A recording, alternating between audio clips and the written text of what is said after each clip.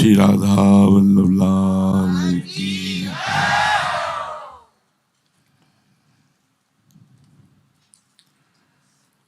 वासुदेवः सर्वम् इति स महात्मा सुदुर्लभा। बहूनां जन्मनामन्ते ज्ञानवान् मां प्रपद्यते। वासुदेवः सर्वमिति स महात्मा सुदुर्लभा। बहुत जन्मों की साधना के बाद यह अनुभव होता है कि एक भगवान ही सब रूपों में विराजमान है, या मेरी आत्मा ही सब रूपों में विराजमान है।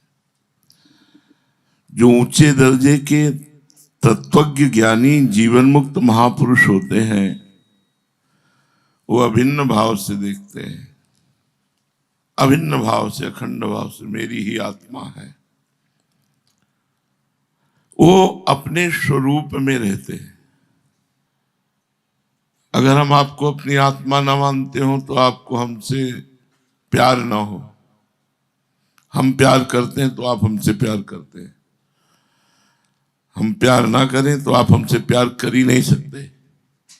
श्री जी हमसे प्यार करती है इसलिए हम श्री जी से प्यार करते हैं। श्री जी प्यार ना करें तो हम श्री जी से प्यार कर ही नहीं सकते, हमारी क्षमता ही नहीं है।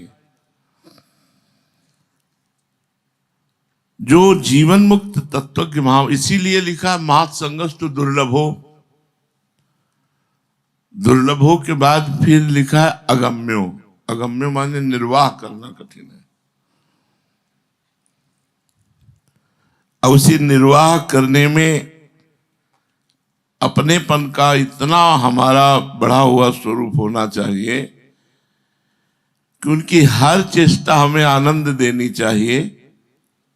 चेष्टा में दोष दर्शन या दुख नहीं होना चाहिए। कई बार हमने संदीपनी जी का चरित्र सुनाया कि उनको गुरुदेव ने थूका, मूता, मारा, पीटा, सब कुछ, लेकिन वो गुरुदेव के प्रति कभी दोष दर्शन नहीं किए और गुरुदेव की सेवा में लगे रहे। तो उसका परिणाम यह हुआ कि और सब विद्यार्थी भाग गए। सबकी क्षमता तो एक जैसी होती नहीं, तो और विद्यार्थी सब भाग गए। संदीपनी जी से पूछा तुम क्यों नहीं भागे? तो उनका गुरुदेव आपको भिक्षा कौन पवाता, स्नान कौन कराता, आपकी सेवा कौन? तो क्या तुम्हारे ऊपर हमने विरुद्ध बर्ताव किया? तो उनका गुरुदेव ये तो सब आपका है, ये जीवन आपका है, विरुद्ध बर्ताव क्या किसे कहते हैं? आप जो करें, जैसे करें, ये सब आप। तो उनका बेटा मैं तो अपने भजन के प्रभाव से परम धाम जा रहा हूं, लेकिन परम धाम वैकुंठाधिपति सर्वलोकाधिपति भगवान स्वयं तुम्हारे शिष्य बनेंगे आके। तो वही संदीपनी जी गुरु बने और भगवान द्वारिकाधीश उनके शिष्य बने। ऊंचे दर्जे के जो तत्वज्ञ जीवन मुक्त महापुरुष होते हैं वे अभिन्न भाव से, अखंड भाव से भगवान में स्थित होकर सबको अभिन्न देखते रहते हैं, सबको अपना। उनके जीवन से, उनके दर्शन से, उनके चिंतन से, उनके शरीर से स्पर्श की हुई वायु भी जीव का परम कल्याण कर देती है। जिनसे स्पर्श हो गया, जिनका दर्शन हो गया, जिनको संभाषण करने को हो गया, उस जीव का कल्याण हो जाएगा। जो ऐसे महापुरुषों से बस दोष दृष्टि नहीं होनी चाहिए। जब हम भगवत मार्ग में चलते हैं, जहां जुड़ते हैं, तो उस कनेक्शन को काटने के लिए माया आदमी लगाती है। वो आपके कान में आपको बात बता करके केवल गुरु भाव की दृष्टि में आपका कनेक्शन कट जाए, जिससे आपकी दुर्गति हो जाए। वो तो खुद दुर्गति में जाने के लिए तैयार है, लेकिन हजारों, सैकड़ों, दसियों, जहां तक उसकी पहुंच होगी, वो उस दुर्गति में ले जाने के लिए उनको काटेगा। तो अगम्य हो। इसीलिए अगम में लिखा है कि निर्वाह करना कठिन है। अमोघश्च, यदि आपकी श्रद्धा परिपक्व बनी रही तो आप भगवत प्राप्ति निश्चित हो जाएगी। भगवान और भगवान में स्थित महात्मा में कोई अंतर नहीं होता। जगत के लोग संपूर्ण गुणों में पानी फेरकर किसी एक दोष की आभास मात्र को पहाड़ बना देते हैं। उसी में जो अज्ञानी और दुर्गति को प्राप्त होने वाले होते हैं उस पहाड़ में ढक जाते हैं, और जो सद्ज्ञानी और भगवत प्राप्त होने वाले होते हैं वो अपने गुरु से ऐसे प्यार करते हैं जैसे माता से प्यार करते हैं। माँ बहुत कड़वी बोलने वाली है, माँ तो माँ है। माँ बहुत बुरी है तो भी मेरी माँ है। माँ अच्छी है तो भी मेरी माँ है। जैसे मेरी माँ ऐसे मेरे गुरुदेव। मेरे गुरुदेव मेरे परम ब्रह्म है।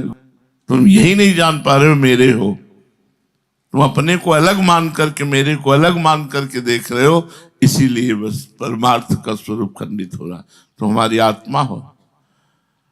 जिन जिन को दोष दर्शन जहां जहां भी संतों पर हुए, उन्होंने ना तो अपने आप को उनका माना, ना अपने तन को माना, ना अपने धन को माना। केवल बाहरी मान्यता को दिखा करके मैं इनका हूं। आंतरिक मान्यता अगर होती तो इनका मैं हूं और मेरा सब कुछ इनका है। अब दूसरे कोटि के महात्मा, पहले उच्च कोटि के महात्मा का स्वरूप वर्णन वासुदेवा स्वरमिति। वो अपने स्वरूप में अपनी आत्मा में रमण करते हैं, वो कभी बाहर नहीं होते उस आत्म स्वरूप से। उनकी चेष्टाएं कुछ भी हो, स्थिति वासुदेवा स्वरूप में रहती है। अक्रूर जी सिमंतक मणि लेकर भगवान से अलग हो गए तो क्या भगवत भाव उनका कम हो गया? क्या भगवान में तो स्थित ही रहे ना। उसी तरह भगवान में स्थित रहे जिस तरह भगवान में मथुरा से वृंदावन आते समय एक बार स्थिति आ जाती तो क्या स्थिति हट जाती है? क्या अंधकार थोड़ी छा जाता है। व्यवहार की चेष्टाओं से अध्यात्म में अंधकार का प्रवेश नहीं होता। अध्यात्म अपनी स्थिति में रहता है। अध्यात्म वो सूर्य है जिसमें कभी अस्त शब्द नहीं आया है, वो प्रकाशित रहता है। अब दूसरे जो महात्मा हैं, जो मनुष्य उन महापुरुष की महिमा को नहीं जानते, तो वो महात्मा जन पहले महात्मा है कि तुम मानो या उनको महात्मा ना मानो, दोष दर्शन करो या गुण दर्शन करो, उनको तुमसे कोई लेना देना नहीं। वो अपनी आत्मा में रमण करते हैं, उनको जैसा व्यवहार जैसा। दूसरे हैं कि जो उन महापुरुषों की महिमा को नहीं जानते, उनके लिए वो अपनी स्थिति से नीचे उतरते हैं, अपने भावों से नीचे उतरते हैं, फिर वो उनको उपदेश देते हैं, कह देते हैं देखो तुम्हें ऐसा करना चाहिए, तुम्हें ऐसा नहीं करना चाहिए, तुम ऐसे चलो, तुम ऐसे चलो, तुम्हारा ऐसे आचरणों से चलो। वो अपनी स्थिति से उतर करके बोल रहे हैं, तो हम पर विशेष कृपा कर रहे हैं। भगवत कृपा से जो उनके वचनों को, उनके आदेशों को मान लेता है वो लाभ ले पाता, नहीं तो अगम्यो। तीसरे, जब वो देखते हैं कि उपदेश से भी काम नहीं बन रहा, तो वो उससे भी नीचे उतरते हैं। पहली स्थिति से उपदेश नीची स्थिति है, नीचे उतरे, उपदेश कह दिया, आज्ञा उपदेश किया। फिर तीसरी स्थिति में उससे भी नीचे, और फिर वो स्पेशल आज्ञा देते हैं, आप ऐसा करो। उपदेश सार्वजनिक और आज्ञा पर्सनल होती।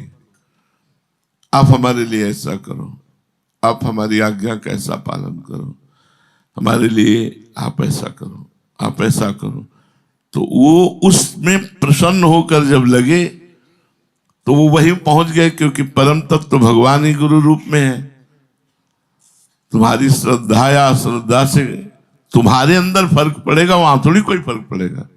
हम कहते हैं आंख मूंद लिया, राधा केली कुंज नहीं है, तो आपने आंख मूंद लिया तो आपकी दृष्टि में नहीं, राधा केली कुंज तो है ही।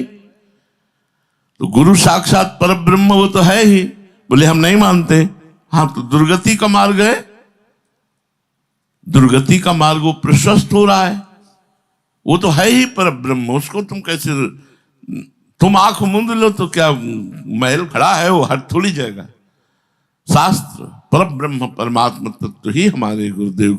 अब तीसरी स्थिति में वो आज्ञा करते हैं, ऐसा करो। जो उनकी आज्ञा का पालन कर गया वो भगवत स्वरूप को प्राप्त हो गया। चौथी स्थिति में वो उसके साथ विधान रचते हैं, ऐसा विधान रचते हैं जैसे साधारण से साधारण स्थिति में आकर के साथ में रसोई मनिया करवाना। उड़िया बाबा को एक माई आई, बोला बाबा हमारे यहाँ भोजन पालो, तो सबने दबकाया उसको।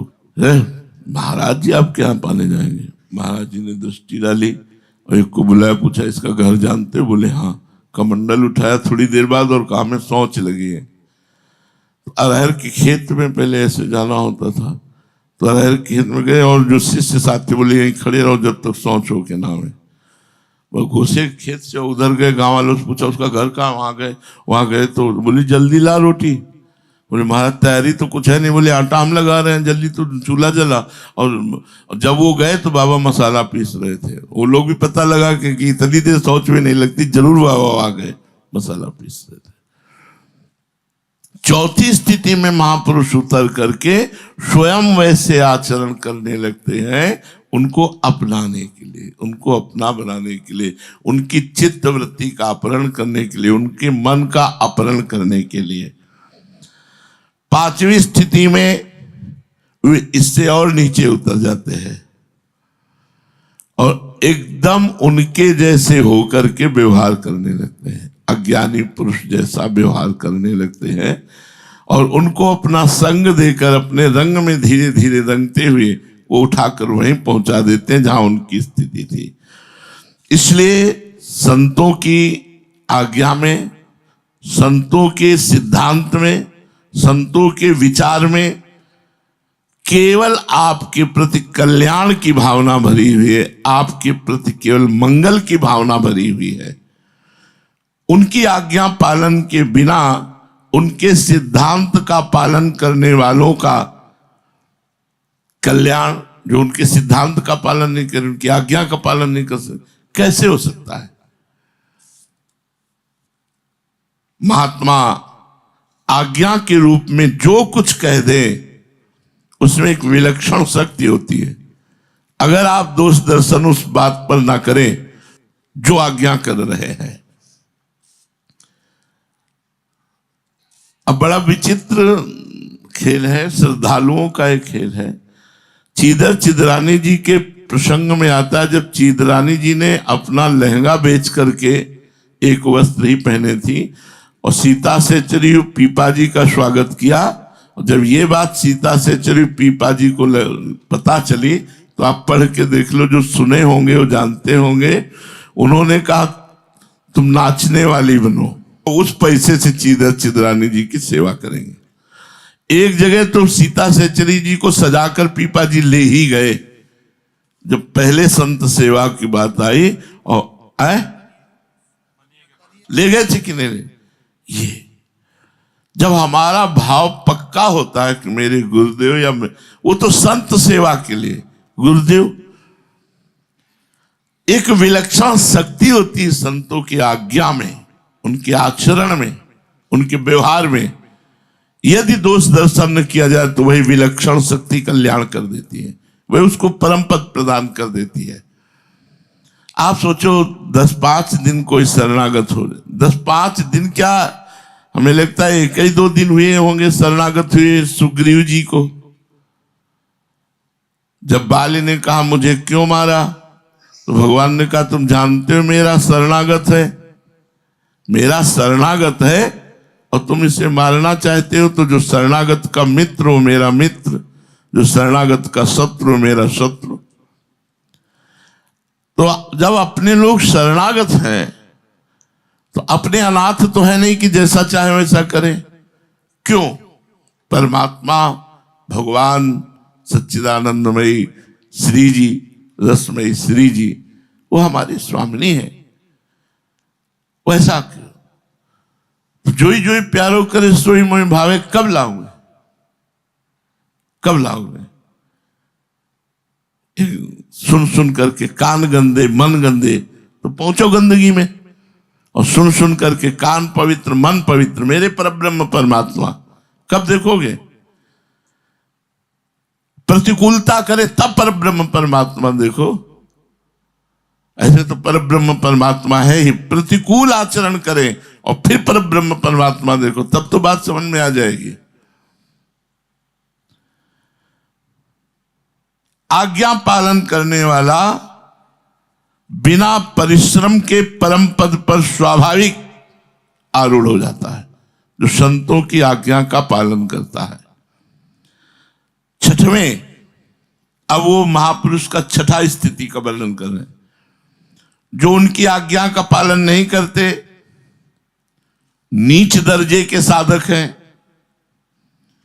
उनको कहीं कहीं वो उनका कल्याण करने के लिए दो बातों का प्रयोग कर देते हैं, शाप या वरदान।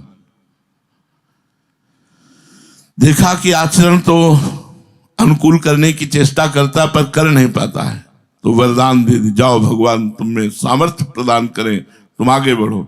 और देखा है खुला विरोध करता है तो शाप दे दिया, जा तो ऐसे दंड को प्राप्त हो। तो उससे उसका मार्जन होकर वो पवित्र हो गया। जैसे अमलार्जुन को शाप दे दिया, जा तो जड़ वृक्ष की योनि को प्राप्त हो, तो उनका उस शाप से मार्जन हुआ और वो नंदालय के यमलार्जुन बने और भगवान श्री कृष्ण का साक्षात्कार हुआ। मुनिन का क्रोधो मुक्ति दातार, संतों का क्रोध भी मुक्ति को प्रदान करने वाला होता है। अच्छा, इसमें यह नहीं होता कि आज ही आपको दंड मिल जाएगा, नहीं, समय समय से हर चीज फलीभूत होती है, समय से फलीभूत होती है। इस परंपरा में 6 संतों की स्थितियों का वर्णन हुआ। पहला, अपने अखंड स्वरूप में स्थित। दूसरा, अपनी महिमा को जनाने के लिए वो अपने भावों से नीचे उतरते हैं। तीसरा, नीचे उतर करके वो उपदेश देते हैं। चौथा, वो आज्ञा देते हैं। पांचवा, वो आचरण करते हैं। और छठवां, फिर वो शासन करते हैं, शाप या दंड के द्वारा पवित्र करते हैं। इस परंपरा से जब हम देखते हैं तो इन 6 में भगवत स्वरूप की स्थिति में कोई अंतर नहीं पड़ता। वो अपने स्वरूप बोध की स्थिति में रह करके ये 6 आचरण करते हैं, अपने निज स्वरूप में स्थित रहते हैं। जो कुछ नहीं करते वो निरंतर स्वरूप में स्थित रहते हैं। वो बहुत ऊंचे दर्जे के महापुरुष हैं, पड़े हैं अजगर की तरह, कुछ न बोलना, न उपदेश करना, न किसी से कोई संबंध रखना। जो कुछ इनसे उतरकर कृपा करते हैं उस शास्त्रों में ऐसा संत महात्माओं ने कहा, इस तरह का संकेत करने लगते हैं। और तीसरे, संत महात्माओं की आज्ञा का पालन करना चाहिए ऐसा कह करके वो आज्ञा देने लगते हैं। चौथे, ऐसा करना चाहिए और ऐसा नहीं करना चाहिए पूरा विधान बताने लगते हैं। पांचवें, तुमको ऐसा करना ही होगा, ऐसा कह करके उनको सत्मार्ग में लगा। छठवां, शाप या वरदान आदि के द्वारा पवित्र करके इनको लगाना। इन सब दर्जों में वो महापुरुष अपने भाव से नीचे उतरते हैं, ना कि उनके महापुरुषों में कोई कमी होती। वो अपने भाव से नीचे उतर, जैसे गिरा हुआ पुरुष पड़ा है तो वैसे ही गिरने का नाटक करके उठा करके उसको ऊपर, पर दोष दर्शन हुआ तो आप नष्ट हो जाओगे, फिर नहीं चढ़ पाओगे। अगर दोष दर्शन नहीं हुआ, आपको लगा कि ये हमारे गिरने की स्थिति में हमको उठाने के लिए झुके हैं, ना कि ये स्वयं गिरे हैं, ये हमें उठाने के लिए झुके हैं। इसमें सबसे बड़ी दयालुता संतों की होती है, जो हमको आज्ञा करते हैं, हमें उपदेश देते हैं, हमें अपना मानते हैं, ऐसा करो ऐसा ना करो, हमें ताड़ना देते हैं, हमें दंड देते हैं। उन संतों का दर्जा यद्यपि नीचे की तरफ कहा जाएगा, पर बहुत उच्च कोटि की स्थिति में होते हैं। उनका आध्यात्मिक कोई त्याग नहीं हो जाता, वो जीवों के उद्धार के लिए नाना प्रकार की चेष्टाएं करते हैं, उनका लेस मात्र भी कोई स्वार्थ नहीं होता।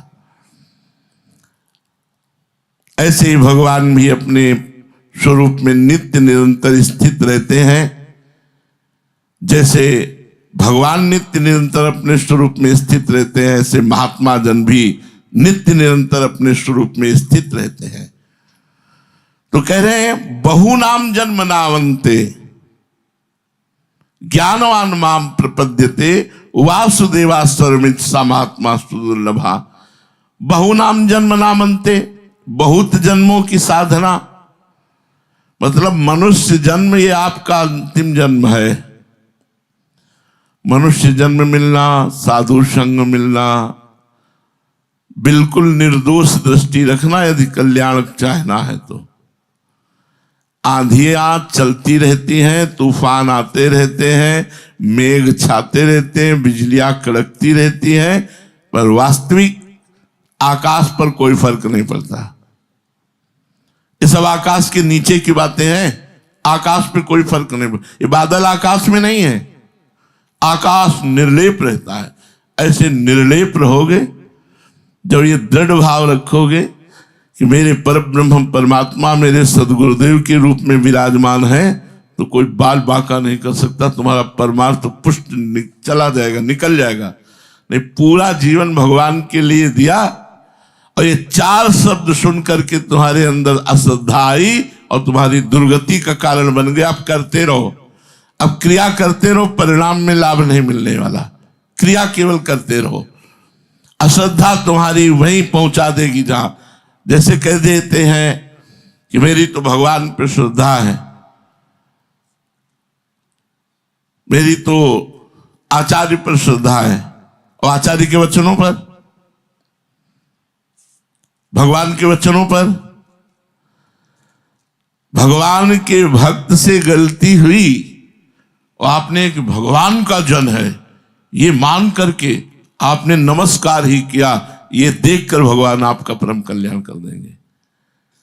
आचार्य ये देखकर परम कल्याण कर, बोले मां को मानता हूं बच्चे को नहीं, तो बच्चे में तो उदंडता है ही, लेकिन बच्चे की उदंडता को इसलिए क्षमा कर दिया कि मैं तुम्हारी मां को मानता हूं। क्षमा का तात्पर्य होता है कि बिल्कुल उस पर विचार भी ना जाए, दोबारा चर्चा तो बात जाने दो, विचार भी ना जाए, तो बस बात पार हो गई। वो मां कृपालु देख करके कि मेरे बेटे के द्वारा गलती हुई पर क्षमा, तो वो अतिशय प्रसन्न हो जाती।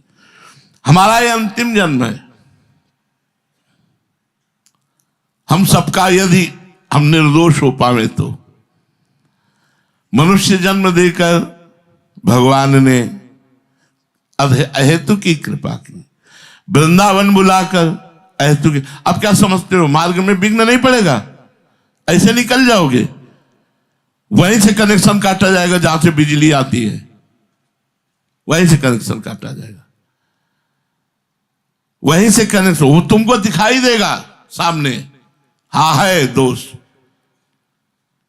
अब कनेक्शन कटा, अब रौंदेगी माया।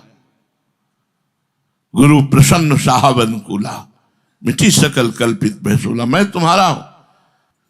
भगवान ने जीव को मनुष्य शरीर देकर उसे जन्म मरण के प्रवाह से अलग होकर अपनी प्राप्ति का पूरा अधिकार दिया है, परंतु यह मनुष्य भगवान को प्राप्त ना करके राग द्वेष के कारण पुराने स्वभाव के कारण जन्म मरण के चक्र में पुनः चला जाता है। इसलिए भगवान कहते हैं अप्राप्य माम निवर्तन्ते मृत्यु संसार वर्तमनि। भगवान आसुरी योनियों में और नरकों में उन्हीं लोगों को डालते हैं जो राग द्वेष के चक्र में फंस कर चले गए। श्री राम में सब जग जानी, जड़ चेतन जग जीव जत सकल राम में जान, सर्वम खलमिदम ब्रह्म, ये वेद, ये ईश्वर, ये सत्य, ये परमात्मा, ये इतना सुनते रहे नहीं समझ में आई। भगवान मेरे में, मेरे समीप भगवान, मेरे संग, मेरा आचरण, मेरा विश्वास, मेरा सब कुछ भगवान नहीं आया। और कुसंग कि ये पापी, तो आ गया दिमाग में कि ये पापी। ये अप्राप्य माम निवर्तन्ते मृत्यु संसार वर्तमनि। ये आसुरी योनियों में, नरकों में उन्हीं को डाला जाता है जो राग द्वेष पूर्वक आचरण करते हुए निंदा स्तुति में फंसे हुए हैं। माम प्राप्य कौन्ते ततो यान्त्यधमाम गतिम। ऐसे लोग मुझे प्राप्त न करके अत्यंत अधम गति को प्राप्त होते हैं। एक संत को कोई पीड़ा पहुंचा रहा है, आप आगे आकर उसकी पीड़ा को स्वयं ले लिए। ये केवल देखकर भगवान कि मेरे दास, मेरे संत, मेरे प्रिय को दुख पहुंचाने वाले के दुख को स्वयं से लिया और उनको दुख आने नहीं दिया, भगवान उस पर कृपा करके भगवत प्राप्ति करा दी। कितने ऐसे चरित्र बने पड़े हैं। फिर यदि अपने प्रियजनों से, पूज्य जनों से, महत जनों से हमारा कोई दोष दर्शन हो जाए, दोष भावना बन जाए, तो हमें उसे तत्काल मिटा देनी चाहिए। क्योंकि हमें भगवत प्राप्ति करनी है, इस नाशवान शरीर की चटनी नहीं बनानी है। ये जलेगा, आग में जलेगा, कुत्ते नोच के खाएंगे, फेंक दिया जाएगा तो ये सड़ेगा, इसमें कीड़े पड़ेंगे। जिस शरीर के लिए दोष दर्शन करके भगवत प्राप्ति से हम वंचित हो जाए। राग और द्वेष ये दो ही ऐसे हैं जिनके लिए कहते हैं माम प्राप्य कौन्ते ततो यान्त्यधमाम गतिम। अधम गति को उनको मैं प्राप्त कराता हूं जो राग और द्वेष के वशीभूत होते हैं। इसलिए मेरी प्राप्ति का पूरा अधिकार इस मनुष्य जीवन में है। संतों की वाणी में और शास्त्रों में कोई अंतर नहीं होता। संत वाणी ही शास्त्र बनते हैं और शास्त्रों में जो लिखा वही संतों में स्फुरित होता है। केवल अपना कल्याण करने के लिए तुम्हें अवसर मिला यदि बचा सको तो। विषयों का सुख, स्वर्ग की प्राप्ति बहुत जन्मों से भोगते चले आए हैं, इसलिए हमारा अभ्यास है। विषय की तरफ हमारा मन स्वाभाविक चला जाता है। बहुत जन्मों का अभ्यास इसका।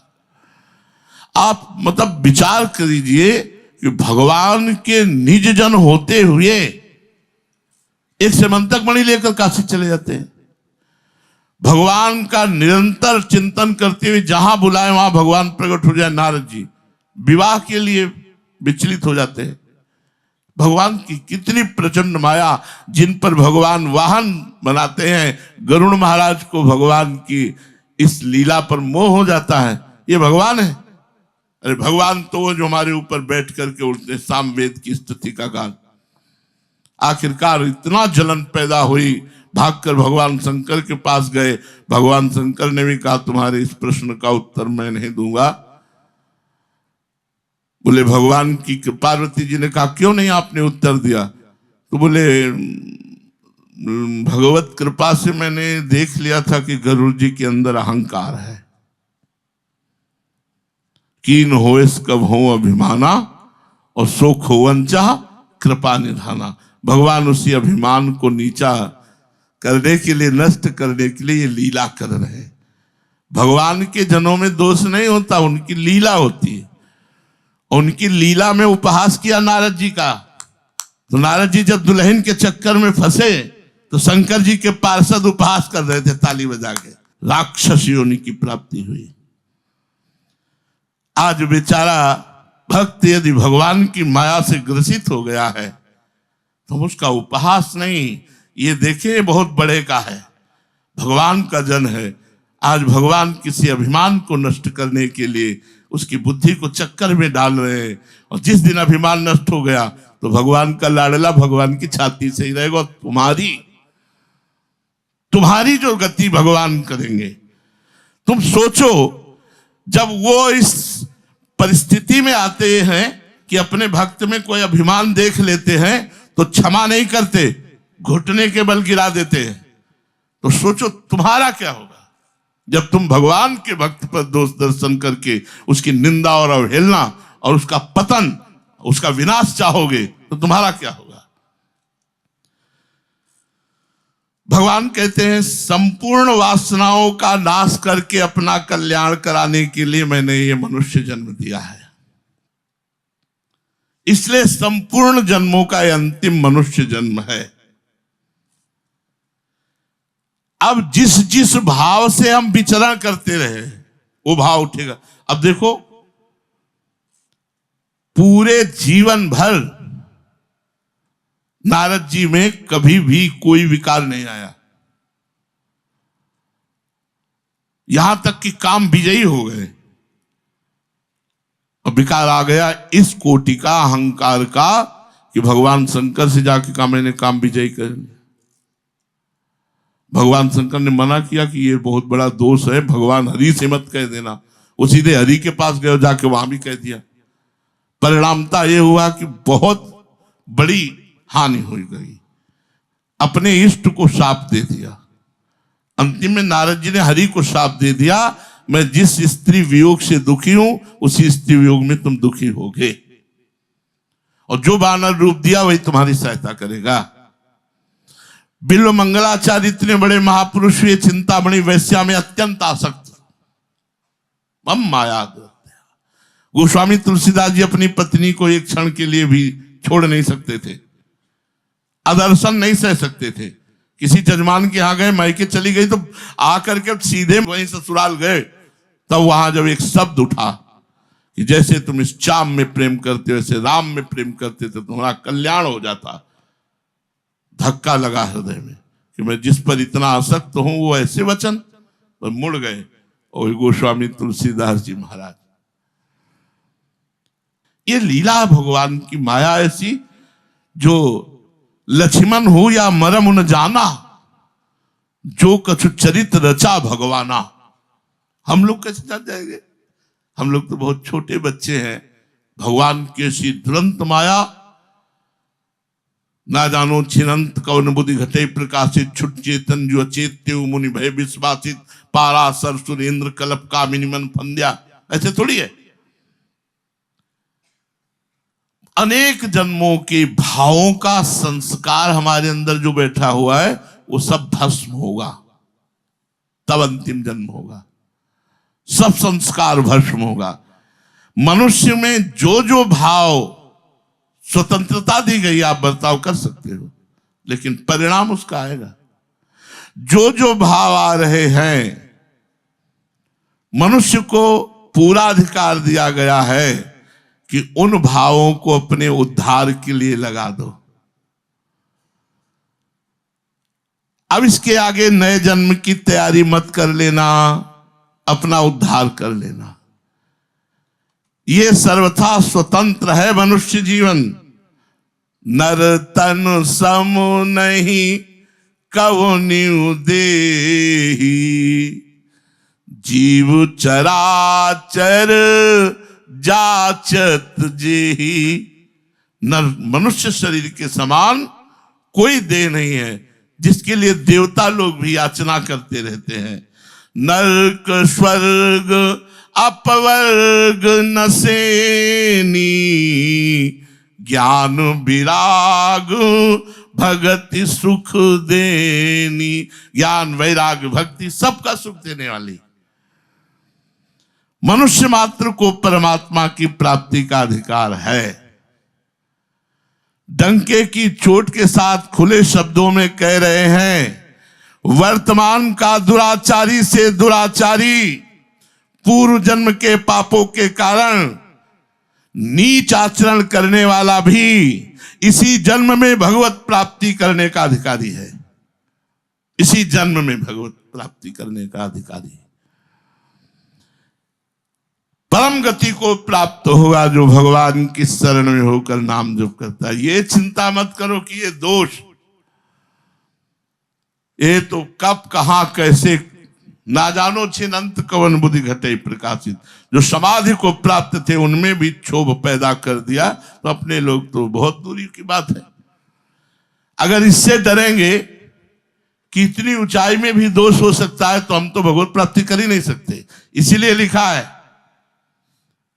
ध्यान से सुन लीजिए, डंके की चोट के साथ खुले शब्दों में भगवान ने गीता जी में कहा है, वर्तमान का दुराचारी अपिचेतसु दुराचारो भजते माम अनन्य भाग। दुराचारी से भी बड़ा दुराचारी, इसलिए अपिचेतसु दुराचारी। पूर्व जन्म के पापों से प्रेरित इस जन्म में कोई आचरण बिगड़ जाए तो भी वो भगवान का आश्रय लिए है, इसलिए उसे परम गति की प्राप्ति होगी। ऐसा विचित्र भगवान का कृपा प्रसाद शरणागति आश्रय होता है। चांडाल, यवन, पशु, पक्षी, कीट, पतंगा, वृक्ष, लता, जो भी भगवान के आश्रय में आ जाए सबका कल्याण हो जाता है। यहां तक जैसे भगवान के लिए दीपक जलाया और उस दीपक में कोई कीड़ा के जल गया और वो भगवत प्राप्त हो जाएगा। आप इस प्रसंग को प्रमाणित मानने के लिए मीरा जी का चरित्र पढ़िए। जब उनको भूत महल में रखा गया, उन्होंने जे ही धूप बत्ती लगाई तो सैकड़ों भूतों का उद्धार हो गया। केवल धूप की गंध गई भूतों में तो सैकड़ों भूत भगवत प्राप्त हो गए। उसमें महल में कोई जाता ही नहीं था, तो आखिरी में राणा ने भेजा था कि वहां तो मारी ही जाएगी क्योंकि भूत रहते हैं। वहां उल्टा हुआ, भूत मीरा जी को परेशान करने की जगह वो सब भगवत प्राप्त हो गए, सब भगवत प्राप्त हो गए धूप की केवल गंध लगने से। पशु, पक्षी, मनुष्य, जो भी जीव भगवत आश्रय में आ जाए। अब ये चरणामृत है, अब चरणामृत में मच्छर आके बैठ गया और उसने जलास पिया, हो गया उसका काम। मच्छर योनि में है लेकिन भगवत प्राप्ति का काम बन गया। किसी भक्त के संयोग में पशु पक्षी रह रहे हैं, अब वो भगवान का नाम कीर्तन कर रहे हैं, भगवान की गुणगाथा गा रहे हैं, देखकर आनंदित हो रहे हैं और वो जीव भगवान को प्राप्त होंगे। ऐसे कितने प्रसंग आते कि तोता को राम राम पढ़ाने से वो तोता भगवान को प्राप्त हो गया। तो जैसे आप 84 जी गा रहे हैं, नाम कीर्तन करें, कोई पशु पक्षी सुन रहा है, सबको भगवत प्राप्ति होगी। सुनने मात्र से भगवत प्राप्ति। पशु पक्षी आदि मनुष्येतर प्राणियों में भी परमात्मा की प्राप्ति की योग्यता इस तरह से है कि अगर वो किसी भक्त के घर के हो जाए तो भक्त के घर की छिपकली का भी कल्याण हो जाएगा, क्योंकि वो भी नाम कीर्तन, घंटा ध्वनि, आरती, धूप, इसकी सुगंध जा रही ना, उसके वहां मकड़ी का भी कल्याण हो जाएगा, क्योंकि भक्त घर में बनी। भक्तों का संग बहुत दुर्लभ बात। क्यों? क्योंकि सब परमात्मा के अंश हैं, भगवान के अंश हैं। बहुत से प्राणी भगवान और संत महापुरुषों की कृपा से तीर्थ और भगवत धामों में वास करने लगे, उनकी परम गति हो गई, जबकि वो परम गति के लायक नहीं थे। भगवान और संत महात्माओं की कृपा से, जैसे हमें लगता है किसी वृंदावन की महिमा सुनकर के हजारों लोग वृंदावन वास करने लगे, सब कुछ छोड़ करके वृंदावन वास करने लगे, सबसे नाता तोड़कर वृंदावन वास करने लगे। अनाधिकारी होने पर भी धाम अपनी कृपा से आपको भगवत प्राप्ति करा देगा। संत महात्माओं की कृपा और भगवान की कृपा से तीर्थ और भगवत धामों के प्रभाव से परम गति हो गई। देवताओं की नहीं होती, कीट पतंगों की हो जाएगी। चरणामृत में कीड़ा गिरा, मर गया, वो भगवत धाम गया, क्योंकि चरणामृत है। भगवान से जुड़े हुए किसी भी तरह जीव का परम कल्याण हो जाता है। लेकिन देवताओं का नहीं होगा, कि देवता लोग अपने पुण्यों का भोग भोग रहे हैं, वो केवल भोग भोग सकते हैं पुण्यों का, वो भगवान का भजन नहीं कर सकते, वो भक्तों का संग नहीं कर सकते। कभी ऐसा सुनने में नहीं आता है कि अमुक देवता किसी भक्त के संग बैठकर कीर्तन कर रहा हो या भजन कर रहा हो। इसलिए उनका उद्धार जब वो पुण्य लोक क्षीणे मृत्युलोक के विसंति, पर मृत्युलोक में अगर हमारा जन्म हो गया है, मनुष्य जन्म हो गया है, तो हमारा पूरा अधिकार इसी जन्म में भगवत प्राप्ति का, बस हमारा अंतिम जन्म है। जितने भी गुण दोष हैं वो सब भगवान में विराजमान है। भगवान की छाती से धर्म प्रकट हुआ, पीठ से अधर्म प्रकट हुआ है, हंसी से माया प्रकट हुई, होंठ से लोभ प्रकट हुआ है, सब उन्हीं से प्रकट हुआ है, सब वही बने हुए हैं, उन्हीं का सारा खेल हो रहा है। अब वो जब जैसा चाहे वैसा करा सकते हैं, पूरी छूट है उनकी। ये शरीर, ये जीवन, ये उनका, जब चाहे जैसा करा सकते हैं। जब चाहे तब दंड दें, जब चाहे तब पुरस्कार दें, जब चाहे तब यश करवाएं, जब चाहे तब अपकीर्ति करवाएं, जब चाहे तो श्रद्धा करवाएं, जब चाहे तो अश्रद्धा करवाएं। ये सब रोल चलता रहा है भक्तों के जीवन में। दोष गुण मेरे नहीं है, मैं भगवान का हूं, और भगवान के अंश में कभी दोष गुण नहीं होते। ये शरीर दोष गुण से कभी मुक्त नहीं हो सकता, इसमें बने ही रहते हैं। ये गुण दोषों से बना हुआ है। जड़ चेतन जग जीव जितना बना हुआ है, ये जड़ चेतन सब, ये बाहरी जो प्रकृति है, ये गुण से, और जो स्वरूप है वो निराकार निर्विकार सच्चिदानंदमय सबका है। ज्ञानी स्वरूप देखता है, शरीर नहीं। शरीर के आचरणों में कुछ कमी बेसी भी हो सकती है, कुछ गुण भी हो सकते हैं, लेकिन स्वरूप में सब भगवदानंदमय है, भगवत स्वरूप है। और यही देखने के लिए हम आए। हमें तात सुनो मायाकृत गुण और दोष अनेक, गुण या उभय न देखी, देखी स्व विवेक। गुण या दोष नहीं देखना, माया प्रेरित भगवान के, उसी का खेल है। निंदा उसी का खेल है, स्तुति। हमें ना निंदा में फंसना, ना स्तुति में फंसना, हमें कारण तत्व में देखना। सब में भगवान विराजमान है, इसी जन्म में हमें अपना कल्याण करना है। भगवान की कृपा हमारे सारे दोष मिटा देगी यदि हम किसी पर दोष दर्शन न करें। क्योंकि भगवान देख, जब तुम अंगुली उठाओगे ना कि ये दोषी, तो तुम्हारा रजिस्टर जांचा जाएगा। पूरे पन्ने दोषों से ही भरे हुए हैं, सारे पूरे पन्ने दोषों से ही भरे हुए हैं। वहां तो एक दोष, वहां तुम्हारा रजिस्टर ही दोष में है। होगा क्या? जमानत ही जब्त हो जाएगी। समझ रहे हो? जमानत ही जब्त हो जाएगी। भगवत प्राप्ति के लिए घोर पापी में भी भगवान की बुद्धि रखनी है। ये क्रूरा अपि पापिनो नच सताम संभाष्य दृश्याश्चर्य सर्वान वस्तुतया निरीक्ष परम स्वाराध्य बुद्धिर मम। घोर पापी में भी राधा वल्लभ लाल देखना है। दोनों चीजें हैं, जो देखना चाहो देख लो। पीठ से अधर्म है, छाती से धर्म है। पीठ देखोगे तो अधर्म दिखाई देगा, छाती देखोगे तो धर्म दिखाई देगा। हमें क्या करना है? हमें भगवत प्राप्ति करनी है। हमें केवल भगवत भाव देखना है। आत्मा निर्विकार हो, कभी विकार को प्राप्त हो ही नहीं, और शरीर कभी निर्विकारी हुआ ही नहीं। ये विकारी है, ये विकारी होते होते मर जाएगा। संत या भगवान के संकल्प के बिना कोई साधक नहीं बन सकता। भगवान ने कृपा करी, संत मिला, और संत जब कृपा करी तो साधक बने। आप इतने लोग बैठे हो, क्या आप में जो वैराग्य है, आप खुद उससे अनुभव करो। आप में जो वृंदावनवास, आज जो आप वृंदावनवास में जिस स्थिति में हो, क्या आपकी ये स्थिति है? क्या थी ये स्थिति?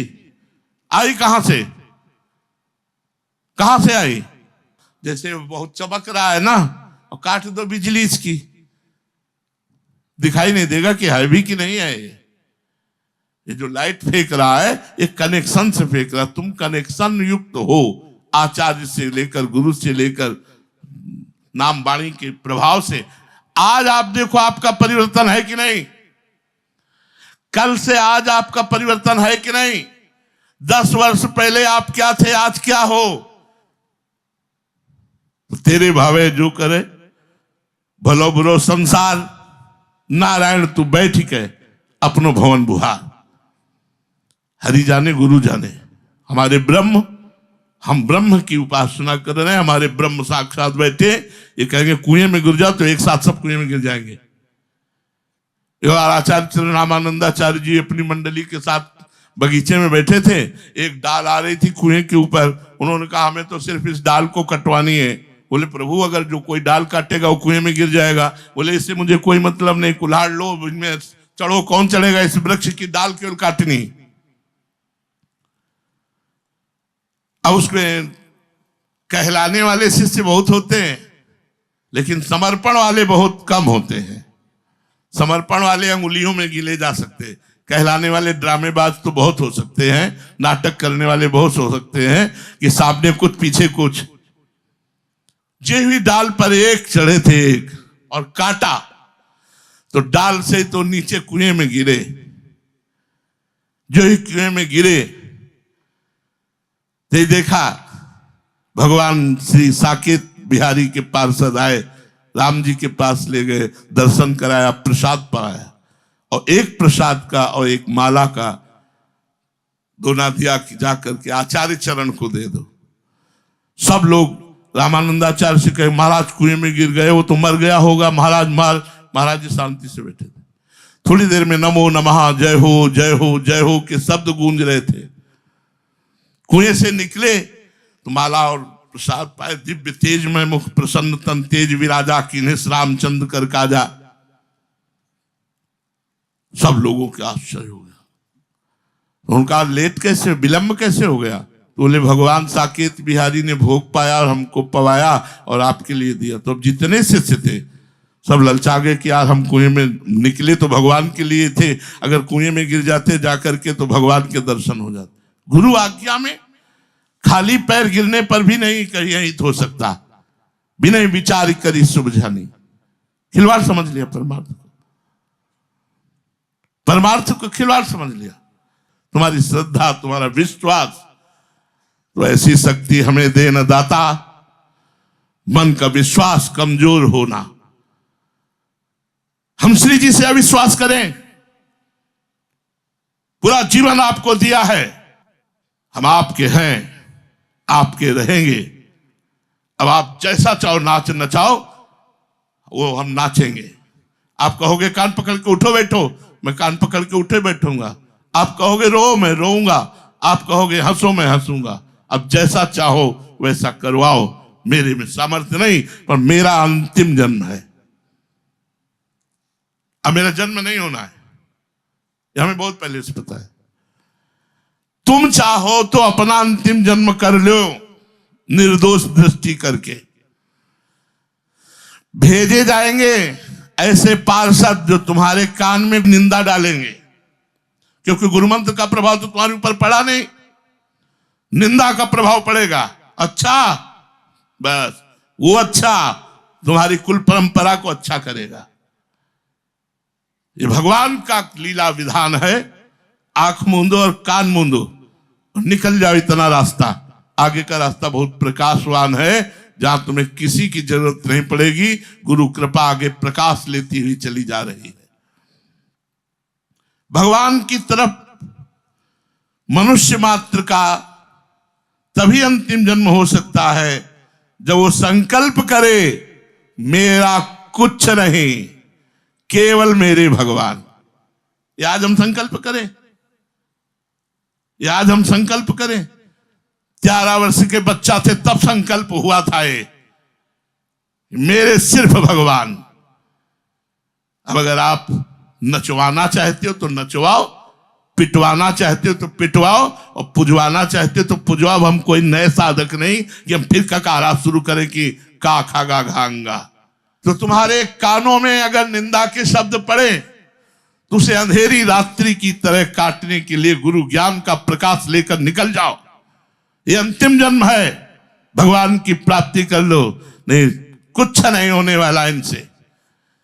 निंदा स्तुति से कुछ नहीं होने वाला, केवल तुम्हारा भाव बिगड़ जाएगा, तुम्हारी भक्ति बिगड़ जाएगी। आप अपने को अब संभाल लो, अवसर है आपको संभलने का। अगर अपने को संभाल लिया तो जीत गए, और अगर हार गए तो फिर हार गए। फिर पूरा जीवन भटको। कुछ ये दुनिया बदलने वाली नहीं है, जैसी थी जैसी है वैसी ही रहेगी। आपकी दृष्टि बदलनी है। ये क्रूर आप ही पापिनो, हम नहीं कह रहे, हरिवंश महाप्रभु कह रहे, जो क्रूर है, पापी है, दुष्ट है, संतों से संभाषण करने योग्य भी नहीं, उनमें भी भगवान देखो। फिर गुरु में भगवान की बुद्धि हट जाए, बड़ा भारी दुर्भाग्य। मनुष्य जीवन का पूरा हमने चैप्टर ही नष्ट कर दिया। इसलिए अपने गुरु पे भगवत बुद्धि और भगवान का निरंतर भजन, वो चाहे आप वृंदावन में हो और चाहे वो रेगिस्तान में हो। अगर हमारा भजन होगा और हम गुरु निष्ठा में है तो रेगिस्तान से भी हम वृंदावन निकुंज पहुंच जाएंगे। और वृंदावन में है और गुरु निष्ठा पे फर्क पड़ गया, भजन पे फर्क पड़ गया, तो यहां भी सुअर कुत्ता बने डोल रहे हैं। इसलिए निरंतर भजन परायण रहो, अपने गुरु में श्रद्धा रखो और इष्ट का निरंतर भजन करो। बाल बाका कोई विश्व में नहीं कर सकता, आप निश्चित भगवान को प्राप्त होगे, तुम्हारा परम मंगल हो जाएगा। हमारी बात मानो, वृंदावन में बैठ के कह रहा हूं, जैसे बने वैसे अपने कान को बचाओ, अपनी जबान को बचाओ, रात दिन राधा वल्लभ श्री हरिवंश नाम जप करो और इष्ट और गुरु निष्ठा में बने रहो। इसी में तुम्हारा कल्याण हो जाएगा। श्री राधा वल्लभ लाल की।